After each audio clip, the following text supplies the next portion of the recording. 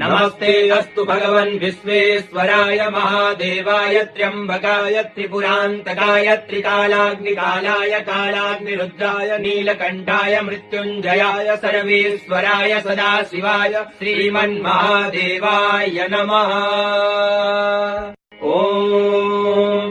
नमस्ते अस्तु भगवन् विश्वेश्वराय महादेवाय त्र्यम्बकाय त्रिपुरान्तकाय त्रिकालाग्निकालाय कालाग्निरुद्राय नीलकण्ठाय मृत्युञ्जयाय सर्वेश्वराय सदाशिवाय श्रीमन्महादेवाय नमः।